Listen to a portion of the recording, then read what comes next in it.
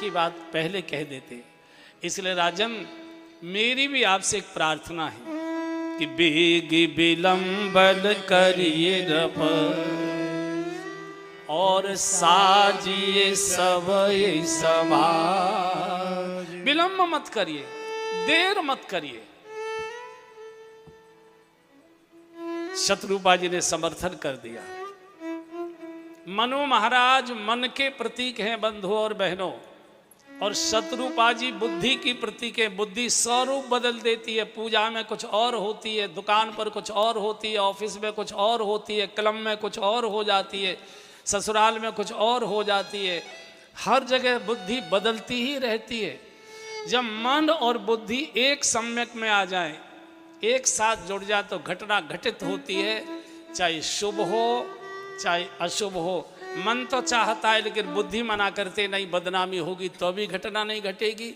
बुद्धि कहती है दुनिया कर रही है, कर लो, क्या बात है, आटे में नमक मिलाने में कोई बुराई नहीं है, कथा में दान दे देना, ले लो कोई बात नहीं, दुनिया ले रही है, बड़े बड़े घोटाले हो रहे हैं, देखो कितने जज के यहाँ नोट निकल रहे हैं, कौन लेने में बुराई है, कुछ मंदिरों में दे रहा है, इसका दे रहा।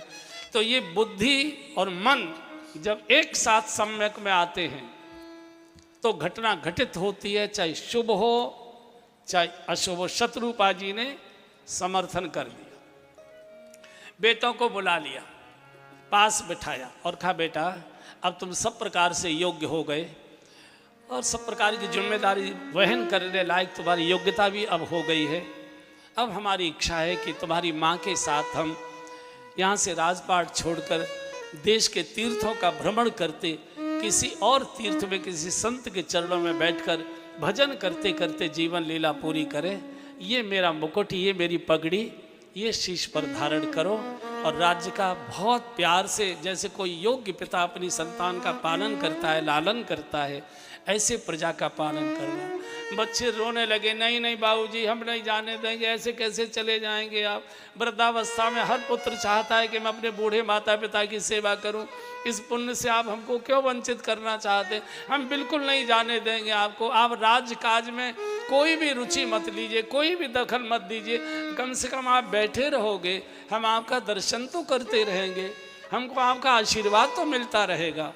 ऐसी जब मीठी मीठी रो रो कर बातें बच्चों ने की, पिघलना चाहिए था रानी को, पिघल गए राजा। बच्चों की किलबिल दादी को अच्छी लगती है, बाबा को ज़्यादा अच्छी नहीं लगती। दादियाँ घर से छोड़ने में उनको बहुत मुश्किल पड़ता है।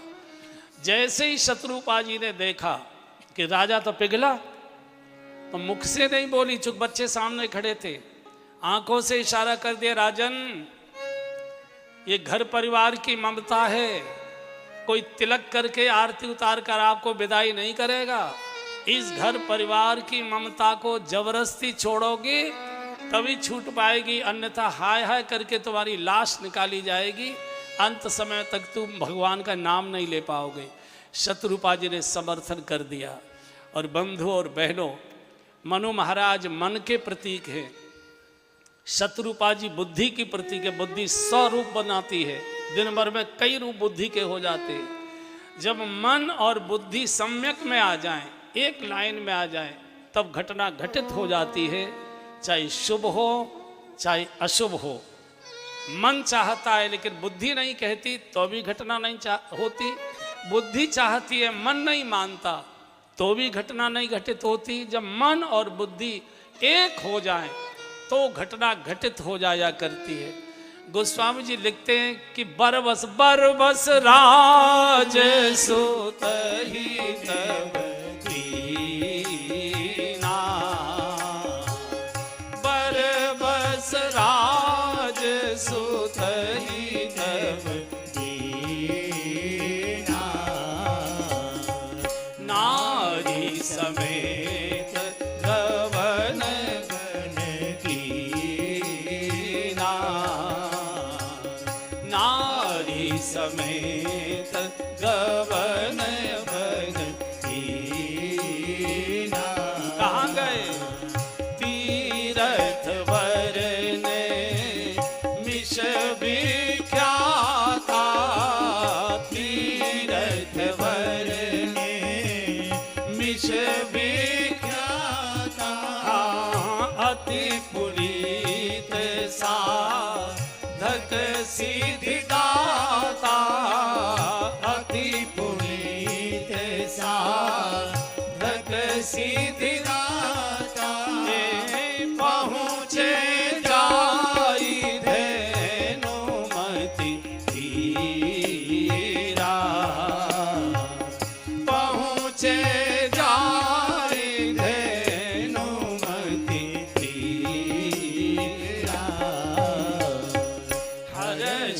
नहाने निर्मल नीरा, हर्षि नहाने निर्मल नीरा। प्यार से सुनिए प्रसंग। मनु महाराज हमारे दादाओं के भी दादा हैं, दादा दादी, परदादा परदादी के भी परदादा परदादी। मनु महाराज कहते हैं कि एक समय आने पर घर मत छोड़िए, आज घर छोड़कर जाने की आवश्यकता नहीं है। मनु महाराज वन में चले गए थे। वन उस समय स्वतंत्र रहते थे। किसी भी राजा के राज्य में जो वन होता था, उस वन में लकड़ी काटने के लिए, गाय भैंस भेड़ चराने के लिए, साधु संतों को अपनी पूजा ध्यान धारणा समाधि के लिए, भजन करने के लिए ये वन स्वतंत्र रहते थे। और उनमें भजन करने वाले महात्माओं की सेवा शुश्रूषा की चिंता उस राज्य का राजा करता था। आज वो स्थिति नहीं है। आज वन विभाग के अधीन है। आप कुटिया बनाकर वहाँ रह नहीं सकते। वन विभाग के अधिकारी आपकी कुटिया उजाड़ कर आपको निकाल कर बाहर कर देंगे। हर मौसम के जैसे कपड़े अलग होते हैं, जैसे हर मौसम का भोजन अलग होता है, ऐसे हर काल के हर मौसम के नियम भी अलग अलग हुआ करते हैं। उस समय वन में जाया जा सकता था, वन में रहा जा सकता था। वन में रहने वाले साधु संत महात्माओं की रक्षा करने के लिए राज्य की व्यवस्थाएं रहती थी, भरण पोषण की भी चिंता रखती थी राज्य सरकारें। लेकिन अब वो स्थिति नहीं है। राज्य शासन बदल चुका है, दूसरे प्रकार का हो चुका है। अब राज्य के अधीन है वन, और बिना वन विभाग के अधिकारियों के आप वन में झोंपड़ी बनाकर नहीं रह सकते। अवैध रूप से रहिए, वो तो कभी भी उजाड़ देंगे फिर आपको। मनु महाराज और शत्रुपा जी हमारे पुरखे हैं। पुरखों ने लीक बनाई है कि एक समय आने पर घर परिवार तो मत छोड़कर जाइए, लेकिन चारपाई को भीतर से बाहर ले आइए, बाहर वाले कमरे में आ जाइए। निर्णय बंद कर दीजिए। निर्णय बच्चों को लेने दीजिए, गलत सही सब समझ जाएंगे। आप सहयोगी बनिए, पीठ थपथपाइए, सावधानी बताइए, उनका सहयोग करिए, काम में हाथ बटाइए, लेकिन निर्णय बच्चों को लेने दीजिए।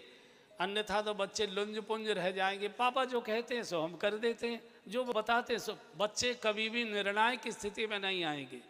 इसलिए इस युग में बच्चे जब समर्थ हो जाए और दखल कब खत्म करें, बिल्कुल सीधा सीधा है। जब अपने घर में अपने बेटे की गोद में बालक आ जाए और उधर बिटिया की गोद में बालक आ जाए, जब दोनों कुलों में संतान आ जाए, तो माता पिता को भीतर से बाहर आ जाना चाहिए। फिर निर्णायक की भूमिका नहीं चाहिए, सहयोगी की भूमिका चाहिए, सलाहकार की भूमिका चाहिए। ये मनु महाराज ने बताया। अन्यथा तो बहुत मुश्किल पड़ती है, छोड़ना बहुत कठिन होता है।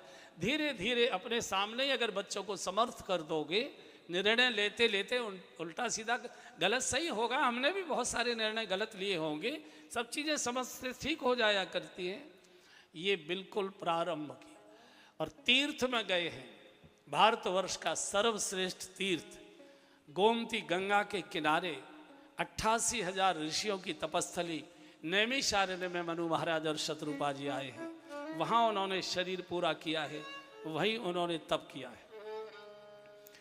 आज के समय में तीर्थों में मैं नहीं कहूँगा, मैं स्वयं तीर्थ में निवास करता हूँ, वृंदावन में ही निवास करता हूँ, लेकिन मेरा अनुभव कहता है कि गृहस्थियों को तीर्थों की यात्रा तो करनी चाहिए, लेकिन तीर्थों में गलती से भी स्थायी निवास नहीं बनाना चाहिए। मैं फिर बोल रहा हूँ कि तीर्थों की यात्रा करें, लेकिन भूल से गलती से तीर्थों में स्थायी निवास न करें।